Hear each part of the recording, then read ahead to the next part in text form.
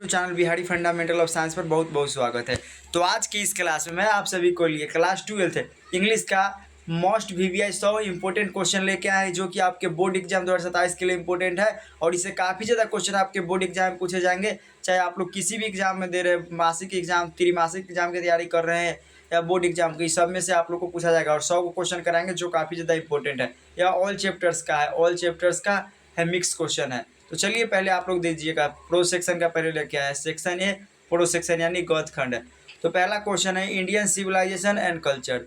Indian civilisation and culture, तो ये किसके द्वारा लिखा गया है? तो महात्मा गांधी के द्वारा लिखा गया है। इंडियन सिविलाइजेशन एंड कल्चर का मतलब होता है भारतीय संस्कृति और सभ्यता। तो एक क्या है? तो एक एस्से है। क्या है? एस्से है, एस्से। और एक किसके द्वारा लिखा गया है? महात्मा गांधी के द्वारा लिखा गया है। तो आप लोग बताइए। तो हम पहला क्वेश्चन है our ancestor enjoyed dash rule, मतलब हमारे पूर्वज थे जो किस रूल को अपनाते थे? ऑप्शन ए है नाइस, ऑप्शन बी है सोसाइटी, ऑप्शन सी है होम, ऑप्शन डी है नेशन। तो हमारे पूर्वज थे ना जो होम रूल को अपनाते थे, तो इसका ऑप्शन नंबर सी बिल्कुल राइट हो जाएगा। अगला क्वेश्चन है गांधी जी बेन टू चंपारण। गांधी जी चंपारण कब आए थे? तो आप लोग बताइए। तो गांधी चंपारण 1917 को आए थे। ऑप्शन नंबर इसका ए राइट हो जाएगा। अगला क्वेश्चन है pharaohs were rules of ancient, मतलब फेरोज कहाँ के शासक थे? Option number A Egypt, option number B है रसिया, ऑप्शन सी है रोम, ऑप्शन डी है ग्रीक। तो कहाँ के शासक थे? तो आप लोग इसको बताइए। तो इसका हो जाएगा इजिप्ट के थे। Option number A right. अगला क्वेश्चन है the tendency of Indian civilisation is to elevate. तो इसका आप लोग बताइए। तो हम लोग भारतीय सभ्यता की प्रवृत्ति किस नैतिक अस्तित्व को बढ़ावा देती है? आप लोग बताइए। तो the tendency of Indian civilisation is to elevate, मतलब भारतीय सभ्यता की प्रवृत्ति नैतिक अस्तित्व को बढ़ावा देने की काम करती है। तो इसका ऑप्शन नंबर हो जाएगा moral being, option number B right हो जाएगा। अगला क्वेश्चन है plain living and high thinking is the motto of dash dash. तो ये कहाँ से लिया गया? तो ये वेस्टर्न का है जगह, वेस्टर्न का है। Plain living and high thinking, जैसे सादा जीवन और उच्च विचार एक पश्चिमी दार्शनिक मूल मंत्र है। Plain living and high thinking मतलब सादा जीवन और उच्च विचार है जो पश्चिमी दार्शनिक का एक मूल मंत्र है। तो इसका हो जाएगा western, option number A right हो जाएगा। अगला क्वेश्चन है doctor Zakir Hussain took the authors. आप लोग बताइए। तो इसका आप लोग बताइए doctor Zakir Hussain took the oath of. तो doctor Zakir Hussain dash dash के रूप में शपथ लिए थे। तो किस रूप में शपथ लिए थे? प्रेसिडेंट। और प्रेसिडेंट को हम लोग क्या बोलते हैं हिंदी में? राष्ट्रपति। तो इसका ऑप्शन नंबर सी राइट हो जाएगा। अगला क्वेश्चन है doctor Radha Krishnan never lost his faith. तो डॉक्टर राधा कृष्णन थे जो किस चीज़ को अपना खोना नहीं चाहते थे? तो डॉक्टर राधा कृष्णन मनुष्य की आवश्यक मानवता में अपने विश्वास कभी नहीं खोया। तो इसेंशियल ह्यूमैनिटी ऑफ मैन। तो इसका ऑप्शन नंबर बी राइट हो जाएगा। इसका हिंदी भी हम लिख के लाए हैं। डॉक्टर राधा कृष्णन ने मनुष्य की आवश्यक मानता मतलब इसेंशियल ह्यूमैनिटी में अपनी विश्वास कभी नहीं खोया। ऑप्शन नंबर बी राइट हो जाएगा। अगला क्वेश्चन है doctor Zakir Hussain become the president of India, मतलब डॉक्टर जाकिर हुसैन ना भारत का राष्ट्रपति कब बने थे भारत का? तो इसका हो जाएगा ऑप्शन नंबर सी 1967 को बने थे।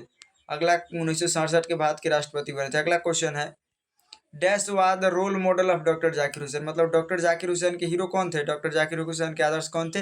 तो डॉक्टर कौन थे? तो doctor Radhakrishnan, option number A right. Doctor Radhakrishnan doctor Zakir Hussain के आदर्श यानी रोल मॉडल थे। ऑप्शन नंबर डी इसका राइट हो जाएगा। अगला क्वेश्चन है Bharat is my home its people are my family is said. Bharat मेरा घर है, यहाँ के जितने भी लोग हैं मेरा परिवार के फैमिली। किसने कहा था? तो डॉक्टर जाकिर हुसैन ने। ऑप्शन नंबर इसका वी राइट हो जाएगा 10 का। भारत मेरा घर है और यहाँ के लोग मेरा परिवार, या डॉक्टर जाकिर हुसैन द्वारा कहा गया। अब अगला क्वेश्चन देखिए ए pinch of snoop. A pinch of snoop के लेखक हो जाएंगे मनोहर मालगुनकर। और ए पिंच ऑफ स्नूप क्या है? कहानी है। नानू काका वाज द डैश और नानू काका वाज द ऑथर्स डैश। नानू काका ऑथर्स के क्या थे? तो क्या थे? ऑप्शन नंबर बताइए तो आप लोग। तो इसका मेटरनल अंकल थे यानी मामा थे। ऑप्शन नंबर सी राइट हो जाएगा। मेटरनल अंकल थे। नानू काका लेखक के मामा थे। ऑप्शन नंबर ए राइट हो जाएगा। नानू काका ट्रेवलर इन क्लास। नानू काका किस ट्रेवल से करते थे? तो ये सेकेंड क्लास में ना ट्रेवल किए थे। थर्ड का टिकट कटाए थे लेकिन सेकेंड से ट्रेवल किए थे। Nanu Kaka went to see the minister. Nanu Kaka किस लिए दिल्ली आ रहे थे? तो वह मिनिस्टर से मिलने के लिए, कुछ लोक कल्याण मंत्री यानी वेलफेयर मिनिस्टर, लोक कल्याण मंत्री से नानू काका मिलने आ रहे थे। The author of a pinch of snuff was a an, मतलब ऑथर कौन हो जाएंगे? ए पिंच ऑफ स्नूप किसके द्वारा लिखा गया है? तो किसका ऑथर इसका हो जाएगा? ए पिंच ऑफ प्रोबेशन एक अंडर सेक्रेटरी थे। इसका हो जाएगा under secretary. Option number A right. मतलब ए पिंच ऑफ स्नूप के लेखक प्रोबेशन एक अंडर सेक्रेटरी थे। अगला क्वेश्चन है, Nanu Kaka handed over a cheque of ₹1000 to a. Nanu Kaka ने 1000 का चेक काट कर किसको दिए थे? तो धोबी को दिए थे। नानू काका ने एक धोबी को 1000 रुपये का चेक सौंपा था। ऑप्शन नंबर बी राइट हो जाएगा। अगला क्वेश्चन है, आई have a dream. I have a dream मतलब मेरा एक स्वप्न है। इसके लेखक हो जाएंगे मार्टिन लूथर किंग जूनियर। अब देखिए, Martin Luther King Junior to belong, Martin Luther Junior न कहाँ के थे?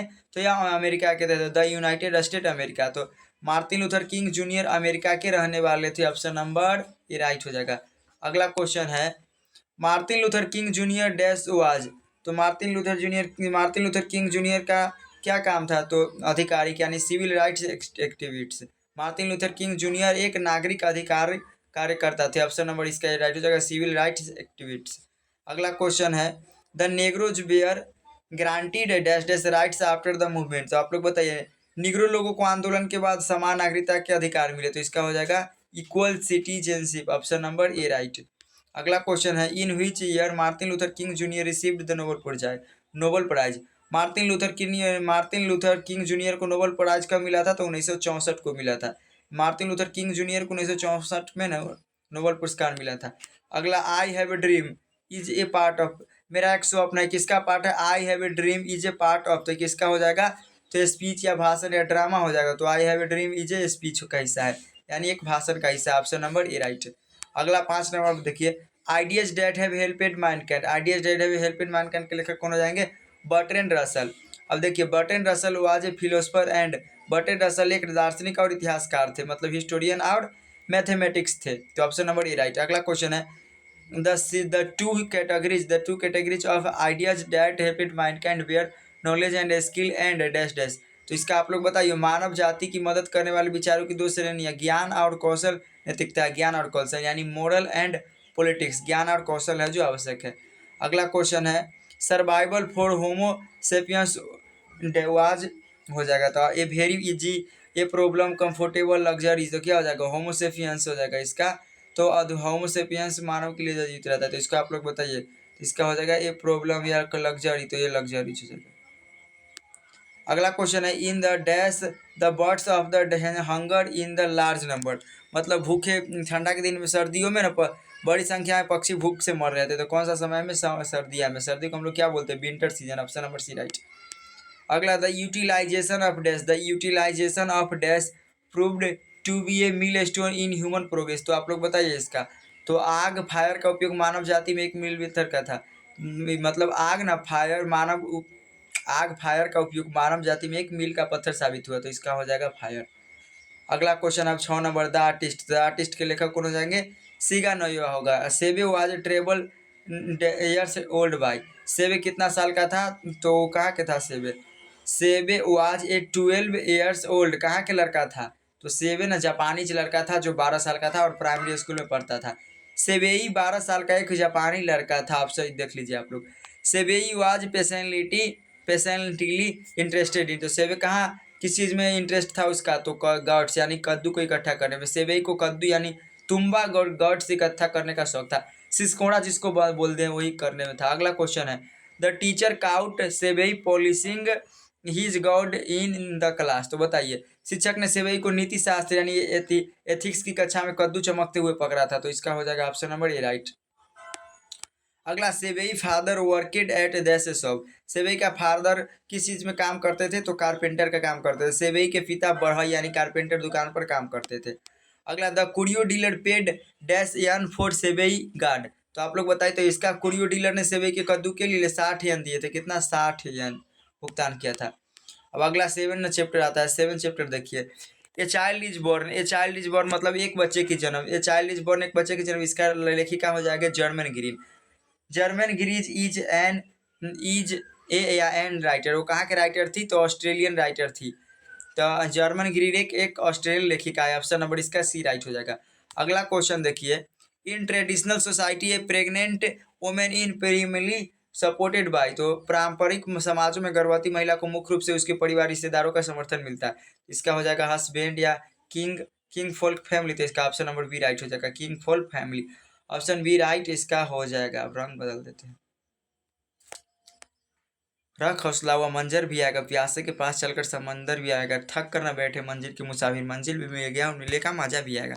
अगला क्वेश्चन है, a Sylheti woman goes to stay at her dash house during the last months of pregnancy. मतलब एक सिलहटी महिला गर्भावस्था के आखिरी महीनों में अपने माता पिता के घर रहती है, तो इसका हो जाएगा मदर्स पेरेंट्स। अगला question, the naming ceremony for new born child is celebrate with. तो इसका हो क्या हो जाएगा, नवजात बच्चे का नामकरण समारोह दावत और गानों के साथ मनाया जाता है, तो इसका हो जाएगा feast and sings, option number right. Infant and mother motility is greater इन, तो इसका मतलब देखिए विकासशील या अविकसित डेवलपिंग शिशु में शिशु और मृत्यु दर की होती है, तो इसका हो जाएगा क्या, developing underdeveloped, option number C right. तो आप लोग को ऐसा क्वेश्चन समझ में आ रहा होगा। इसका पीडीएफ अगर आप लोग लेना चाहते हैं तो आप लोग को हम नंबर दें, इस पर आप लोग कॉन्टेक्ट कर लीजिएगा, 62 023 38 462। आप लोग इस नंबर पर कांटेक्ट कर लीजिएगा, पीडीएफ मिल जाएगा। अगला क्वेश्चन है, हाउ फ्री द प्रेस, तो इसका लेखिका कौन हो जाएंगे, डोरोथी एल से लेखक हो जाएगा। The freedom of the press is restrict during, मतलब युद्ध के दौरान प्रेस की स्वतंत्रता को प्रतिबंधित कर दिया गया, तो इसका हो जाएगा ऑप्शन नंबर ए राइट। अगला क्वेश्चन देखिए, the editorial policy of A popular daily is controlled by dash dash chief factor, हो जाएगा मतलब एक लोकप्रिय दैनिक समाचार पत्र की संपादकीय नीति दो मुख्य कारकों पर नियंत्रित है, तो इसका हो जाएगा 2, ऑप्शन नंबर ए राइट। अगला क्वेश्चन देखिए, the first chief source of A newspaper revenue, मतलब किसी समाचार पत्र की आय का पहला स्रोत क्या होता है, तो एडवर्टाइजमेंट, जिसको हम लोग बोलते हैं क्या, प्रचार, एड्स बोलते हैं, जिसको हम लोग क्या बोलते हैं, एड बोलते हैं, एड नहीं चलता है। अगला क्वेश्चन है, Dorothy L shares was one of the first women graduate from dash dash था, मत कहाँ से ग्रेजुएट हुई थी, तो ऑक्सफोर्ड यूनिवर्सिटी से। डोरोथी एल शेयर्स ऑक्सफोर्ड विश्वविद्यालय से स्नातक होने वाली महिलाओं में से एक थी। अगला क्वेश्चन है, misrepresentation of facts by newspaper is called, तो ये क्या हो जाएगा, मतलब समाचार पत्रों तथ्यों को तोड़ मरोड़ कर पेश करना यानी गार्बलिंग कहलाता है, तो क्या कहलाता है, गार्बलिंग कहलाता है, ऑप्शन नंबर ए राइट हो जाएगा। अगला क्वेश्चन है, द अर्थ के लेखक कौन हो जाएंगे, H.E. बीट्स। तो देखिए, बेंजी पेरेंट्स बेयर, तो बेंजी के पेरेंट्स कौन थे, पुअर फार्मर और प्रीचर्स थे। बेंजी के माता पिता गरीब किसान या उपदेशक थे, यानी poor farmer, option number A B right. अगला क्वेश्चन देखिए 42 number, the doctor advised Benjy parents to give him, तो डॉक्टर ने एडवाइज बेंजी को क्या था, तो वर्क या हैंड्स का कीप करने के लिए डॉक्टर ने बेंजी के माता पिता को उसे कुछ काम करने की, कुछ मुर्गियां पालने की सलाह दी थी, option number C right. Benjy married a named, Benjy marriage a girl named, तो बेंजी का शादी हुआ था, उस लड़की का नाम क्या था, फ्लोरेंस था। बेंजी ने फ्लोरेंस नाम लड़की से शादी की थी। Benji drove his parents out of their, तो कहाँ पर भेज दिया था अपना माता पिता को, बेंजी ने अपने माता पिता को उनके ही घर से बाहर निकाल दिया था, तो हाउस। उसके बाद हो जाएगा, एट द एज ऑफ कितना 21 बेंजी फादर हैंडेड ही में, जब बेंजी का उम्र कितना 21 साल का हो गया था, तो उनके बेंजी की उम्र ने 21 साल की उम्र पिता ने उनको एक पासबुक दी थी, पासबुक मतलब उनको चेक ना होता उसको दे दिया था। उसके बाद अब चैप्टर नंबर 10 देखिए, India through travellers eye dash dash Pearl S Buck, तो इसका राइटर हो जाएंगे Pearl S Buck come to India to see, Pearl S Buck India क्यों आई थी, तो परलेसबर्ग भारत के गांव और युवा वृद्धों को देखने आई थी, Indian village and young intelligence को देखने आया था। अगला क्वेश्चन है, द बैकग्राउंड ऑफ परलेसबर्ग के जीवन की पृष्ठभूमि अमेरिकी मतलब इसका ऑप्शन नंबर ए राइट हो जाएगा, अमेरिकी थी। According to Pearl S Buck the main cause of India misery, तो इसका क्या हो जाएगा, तो ब्रिटिश रूल कंटिन्यू हो जाएगा। मतलब परलेसबर्ग के अनुसार ना भारत के दुखों का मुख्य कारण ब्रिटिश शासन यानी ब्रिटिश रूल था, ब्रिटिश रूल हो जाएगा। अगला क्वेश्चन देखिए, Pearl S Buck won the Nobel prize for literature मतलब परलेसबर्ग ने 1938 में ना साहित्य का पुरस्कार जीता था, 1968 में, ऑप्शन नंबर इसका भी राइट हो जाएगा। अगला question, the food in Indian village was served, तो मतलब भारतीय गांव में ना खाना केले के पत्ते पर परोसा जाता था, तो बनाना हो जाएगा। अगला क्वेश्चन है, ए मैरिज प्रपोजल मतलब शादी का प्रस्ताव, एंटोम चेकअप हो जाएगा इसका राइटर। और ये क्या है, एक ड्रामा है, तो लोमोव वांटेड टू मैरी मतलब लोमोव था जो किसे शादी करना चाहता था, तो नटालिया से शादी करना चाहता था, ऑप्शन नंबर ए राइट हो जाएगा। लोमोव नटालिया से शादी करना चाहता था, तो ऑप्शन नंबर ए राइट हो जाएगा। अगला क्वेश्चन है, नटालिया के फादर का नाम क्या था, तो चुबुकोव नाम था।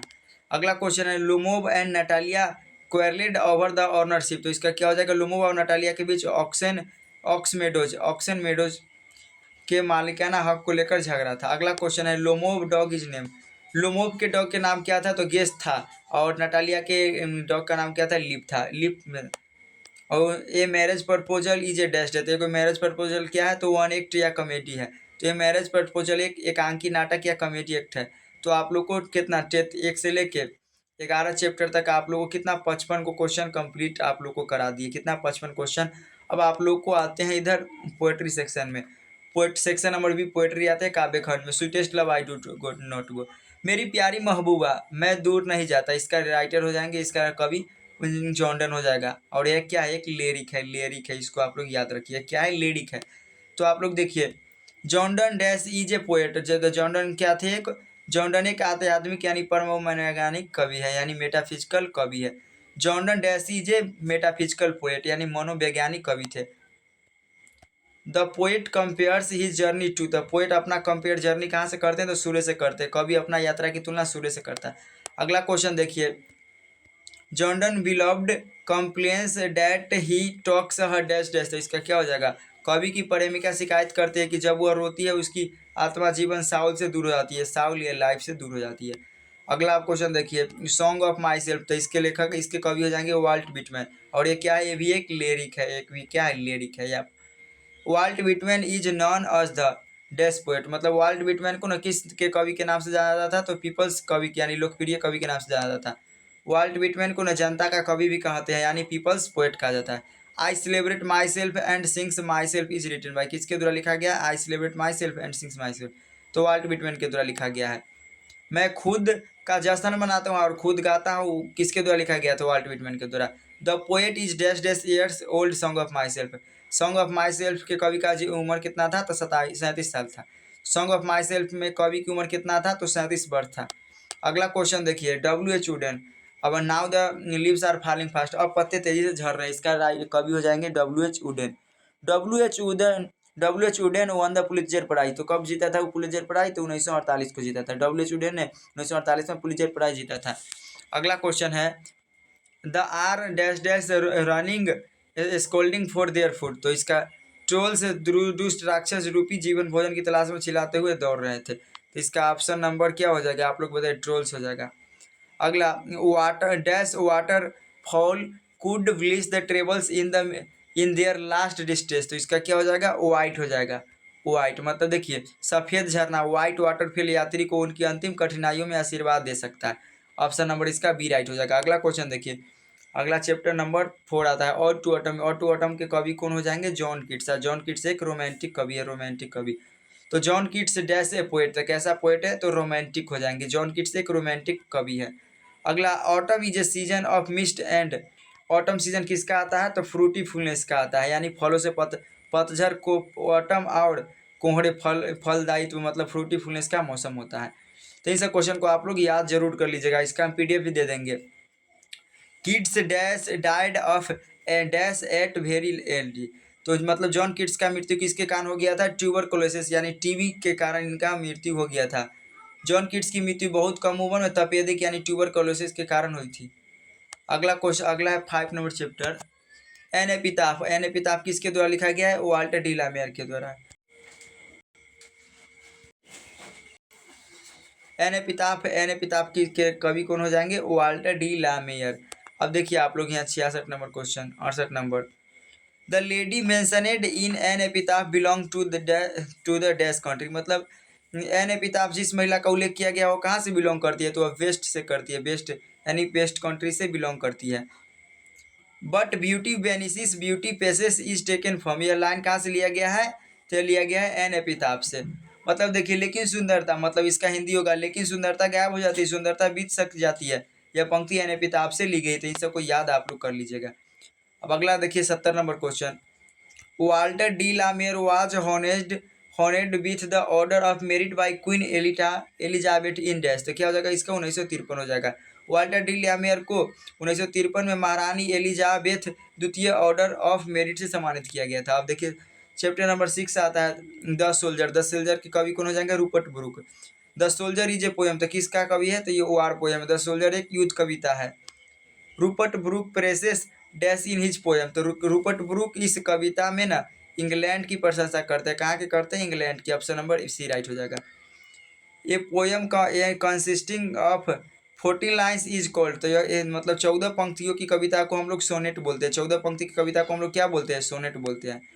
अब चैप्टर नंबर 7 आता है Macavity the Macavity mystic at. The Macavity mystic at, Macavity the mystic at, इसके कवि कौन हो जाएंगे? मैकेविटी, इसके कवि हो जाएगा T S. Eliot. Macavity is called, तो इसका हिडन पाव हो जाएगा। मैकेविटी को द हिडन पाव, छुपा हुआ पंजा कहा जाता है।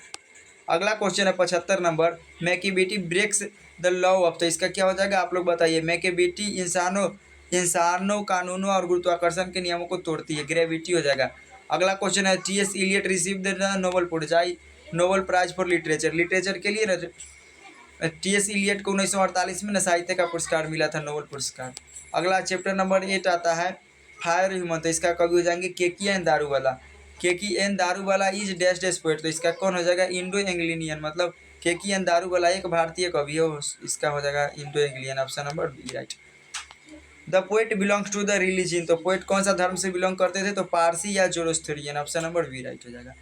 अगला the burning ghat erupted phosphorescence is from the poem. तो इसका क्या हो जाएगा? द शमशान घाट हो जाएगा। शमशान घाट जिसको हम लोग क्या बोलते हैं? बर्निंग घाट। ये फायर ह्यूमन से लिया गया है। अगला क्वेश्चन है 80 नंबर। 80 नंबर क्वेश्चन का आप लोग जवाब दीजिए। तो the snake come to the poet water through a on a. तो क्या हो जाएगा? सांप एक बहुत गर्म हॉट दिन पर कवि के पानी के हौज पर आया था, इसका हो जाएगा hot. Option number C right. अगला क्वेश्चन है in Sicily black snakes are innocent but dash dash are venomous. इसका क्या हो जाएगा? आप लोग बताइए। तो इसका हो जाएगा गोल्ड, गोल्ड कलर का था। यानी सिसिली में ना काले सांप निर्दोष माने जाते हैं, लेकिन सुनहरे सांप को जहरीले माने जाते हैं। अगला 82 नंबर क्वेश्चन है the poet picked of a long log to dash dash. इसका क्या हो जाएगा? किल या हिट हो जाएगा। हिट या किल हो जाएगा, मतलब कवि ने लकड़ी को सांप को मारने की कोशिश की। अब माई ग्रैंड मदर हाउस आता है, तो इसका कवि हो जाएंगे कमला दास। माई ग्रैंड मदर हाउस में मतलब माई। अगला इसका कमला दास इज एन पोएटेस। तो किसका हो जाएगा? तो इसका इंडियन की है, मतलब कमला दास एक भारतीय कवित्री है। अगला है 84 number question, the house went into silence after the death of. तो क्या हो जाएगा? ग्रैंड मदर, यानी दादी ग्रैंड मदर की मृत्यु के बाद सन्नाटा पड़ गया है। अगला क्वेश्चन है the poetess says that he has lost her dash dash bags and strangers door. मतलब कवित्री कहती है कि उन्होंने अपना रास्ता बे खो दिया, अजनबियों के दरवाजे पर प्यार के लिए भीख मांगती है, तो बे खो दिया, इसका हो जाएगा बे। तो यहाँ तक आप लोग को समझ में आ गया 85 को क्वेश्चन। अब आप लोग को आवाज लाते हैं किसका से? सेक्शन सी में इंग्लिश ग्रामर अंग्रेजी व्याकरण, tense and time. Tense and time से आप लोग को हम ला देते हैं। देखिए 22 number question 86 number, she dash to the cinema every day. तो सी क्या है यहाँ पर? सी है जो सिंपल प्रेजेंट टेंस है। तो सिंपल प्रेजेंट टेंस में हम किसका प्रयोग करते हैं? गोज का। तो इसका ऑप्शन नंबर बी राइट हो जाएगा। वह हर रविवार को सिनेमा जाती है। तो यह क्या है? सिंपल प्रेजेंट टेंस है। सिंपल प्रेजेंट टेंस के साथ हम लोग गोज का प्रयोग करेंगे। उसके बाद है लुक द सन। तो ये क्या है? लुक द सन। तो लुक मतलब क्या होता है? देखो सूरज उग रहा है, तो इज राइजिंग हो जाएगा, प्रेजेंट कंटिन्यू टेंस। तो इसका हो जाएगा is rising, present continue tense हो जाएगा। अगला क्वेश्चन है he dash here he dash here since 2015। वह यहाँ 2015 से है, तो प्रेजेंट परफेक्ट टेंस हो जाएगा। तो इसका हो जाएगा, इसका ऑप्शन नंबर हो जाएगा has been living, has been living. अगला आप वॉइस से आते हैं, active voice and passive voice. Active voice, Ram killed a tiger. Ram है ना जो को टाइगर को मार दिया, तो राम द्वारा बाघ को मारा गया, तो पास्ट सिंपल पैसिव है। तो इसका ऑप्शन नंबर हो जाएगा ये किल्ड, यहाँ क्या हो जाएगा? ए टाइगर, यहाँ पर किसका है? या पास्ट है, किल्ड है, तो वाज किल्ड बाय राम हो जाएगा। यहाँ पर क्या हो रहा है? वर्ब का सेकेंड फॉर्म है, तो यहाँ पर आप लोग खोजिए इसमें वर्ब का सेकेंड फॉर्म किसमें है, तो इसका ऑप्शन नंबर बी राइट हो जाएगा। उसके बाद पैसिव है, the wall is being painted by dash. तो क्या हो जाएगा? एक्टिव से पैसिव से आप लोग को एक्टिव में करना है। तो यहाँ बाय ही में, तो ही के लिए हम किसका प्रयोग करते हैं? तो सब में ही लगा हुआ है, ही बाय ही में, तो इसको हम ही देखेंगे। तो ही हो गया। उसके बाद ही के साथ किसका प्रयोग करते हैं? तो हम लोग ही के साथ इज का प्रयोग करते हैं, इसके। तो इसका हो जाएगा ही पेंटिंग द बेल। अगला क्वेश्चन है डायरेक्ट एंड इनडायरेक्ट स्पीच से। डायरेक्ट एंड इनडायरेक्ट स्पीच से। Direct he said dash I am unwell, तो इसका क्या हो जाएगा ऑप्शन नंबर, उसने कहा कि वह स्वस्थ है, तो इसका ऑप्शन नंबर बी राइट हो जाएगा। तो इन सब क्वेश्चन को आप लोग कर लीजिएगा, इसका PDF आप लोग को हम दे देंगे। अगर आप लोग को 100 नंबर क्वेश्चन को देखिए, चूज द करेक्ट स्पेलिंग, तो आप लोग इसमें करेक्ट स्पेलिंग कौन हो जाएगा, तो यहाँ कमिटी हो जाएगा, ऑप्शन नंबर इसका ये राइट हो जाएगा कमिटी। तो इससे ही पूछता है, उसके बाद राइस एंड करी डैश माई फेवरेट फूड, तो इसका क्या हो जाएगा, यहाँ पर क्या रहा है, तो इसका इसमें हम लोग क्या सिंगुलर वर्ब है, तो यहाँ पर क्या लगाएंगे, बी नंबर लगाएंगे, राइस एंड करी इज माई फेवरेट फूड, तो इसे आप लोग कर लीजिएगा। उसके बाद सी इज अफेयर डैश डॉग, तो इसका क्या हो जाएगा, मतलब वह कुत्तों से डरती है, अफेयर के साथ हमेशा ऑफ आता है, अफेयर के साथ हमेशा किसका प्रयोग करेंगे, ऑफ का आता है, ऑफ। उसके बाद ही डेड डैश कलोरा, मतलब वो हैजा से मर गया, बीमारी रहने के लिए डाई, डाई के साथ जहाँ पर आप लोग को डायट दिखाई देगा उसके साथ हम आप लोग ऑफ का प्रयोग करेंगे। The book is dash table, the book है जो कहाँ पर है, किताब पर है, तो इसका हो जाएगा अन। उसके बाद है dash Holi Quran is script by, तो इसका कुरान, कुरान है प्राचीन अथी रहता है, तो इसको लिए हम किसका द का प्रयोग करते हैं, प्राचीन ग्रंथ के लिए। Copper is an useful, copper, तो कॉपर क्या है, धातु है, धातु के साथ हम लोग यूज करते हैं, ये आता है, ये आता है, तो इसके लिए हम लोग ये का यूज करेंगे। उसके बाद he is university student, university, university uni, तो इसके लिए हम एन का प्रयोग इसके करेंगे, इसके लिए हम ए का प्रयोग करेंगे। तो इन सब क्वेश्चन को आप लोग कर लीजिएगा। कितना 100 क्वेश्चन आप लोग को हम करा दिए, 100 में आप लोग कितना सही किए कमेंट करके जरूर बताइएगा। तो आज के लिए इतना ही, मिलते हैं नेक्स्ट वीडियो में। और आप लोग को कितना 7 बजे डेली क्लास होता है, कितना बजे, 7 बजे। तो चलिए तब तक के लिए जय हिंद, वंदे मातरम।